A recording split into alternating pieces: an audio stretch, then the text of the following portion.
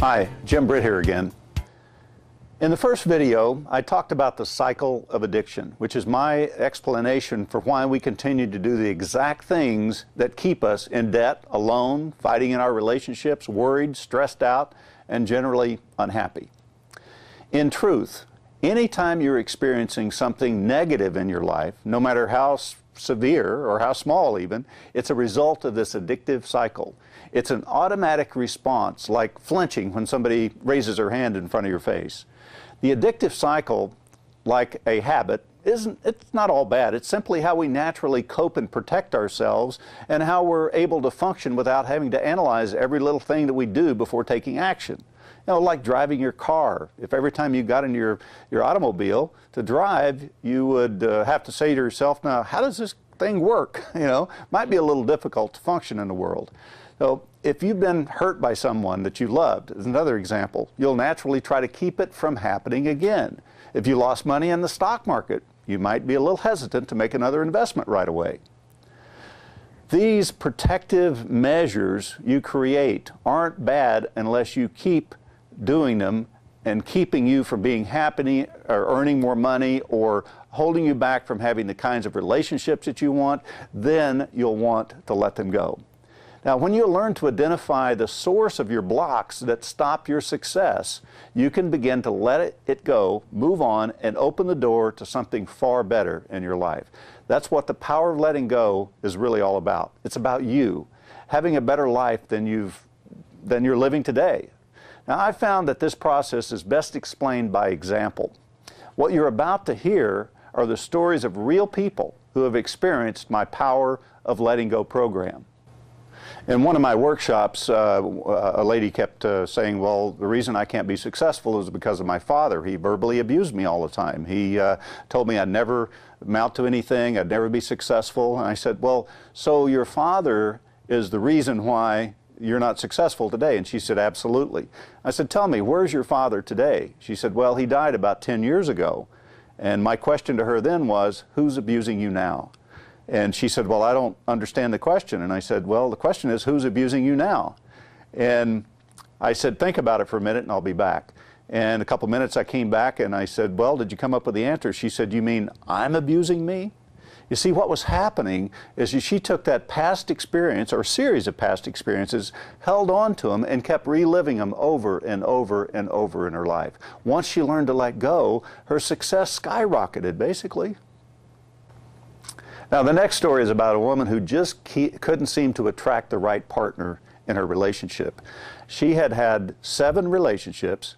All were abusive. When she came to my workshop that morning and registered, I noticed that she had bruises on her wrist, her throat, her eye, had a black eye, and a busted lip, and apparently had been abused. Well, during the course of the first day, she shared with the group that her boyfriend was extremely abusive. In fact, when she left that morning to go to the workshop, he told her, he said, if you try to leave me, I will kill you.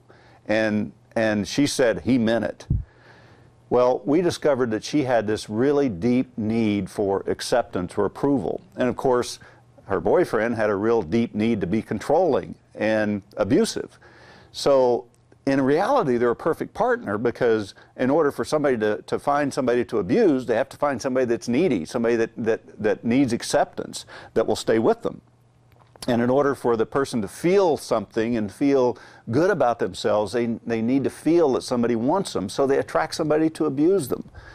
But once she understood this concept and she let it go, that evening she went home and she said, I walked in the house and I looked around the room and expected to see my boyfriend sitting in the lounge chair and say, hey, bring me a beer.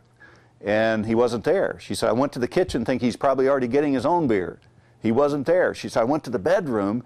Maybe he had passed out on the bed. He wasn't there. She said, I ran to the closets. I threw the closet doors open.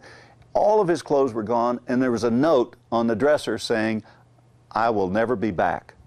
Now, you can think that's a coincidence, but when she let go of her need for approval, he no longer had anybody to control, and I believe he felt it. He knew it. And today, this has been several years ago, today she's in a happy marriage, no abuse, simply because she let go of the need for acceptance. Now, the next story is about a man who struggled with success and money issues all of his life. And he seemed to always want to have multiple businesses going, maybe 8 or 10, sometimes even 15 businesses at one time, because he thought the more businesses he had going, the better chance he had of succeeding. Maybe one of them will make it if I have 15 of them going. But in reality, he was diverting all of his efforts, and fear had him. Fear had taken over his life, fear of failing. So he had so many things going that he figured, I'm going to succeed at one of these. But once he understood that he had this need to control his life like that, and he was afraid of failing, when he let go of that fear of failure, he ended up with one business, and within several months, his business took off, his income skyrocketed. Last time I talked to him just a couple months ago, his income had gone in less than a year up to almost $20,000 a month and still going up. And he had never made that, even close to that, at any time in his life in the past, simply by letting go of the fear of failing. This happened for him. Hopefully, you now understand what I mean when I talk about letting go. The process of letting go, it isn't difficult, but it takes a decision on your part to change. The commitment to follow through and work the process, and the willingness to let go of the past. These things aren't easy, for most of us anyway.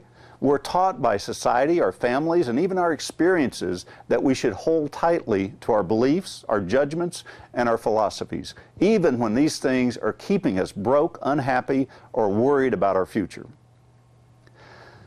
I often say that letting go is more of a practice than a process. It's something best done with a high level of self-observation and what I call mindfulness. These things take time to develop, though. That's why in my next video, I want to show you how in just a few minutes a day, you can easily build your self-observation muscles to quickly pinpoint the source of your troubles and let it go, and begin creating the beliefs, habits, and behaviors that produce the results that you want in your life.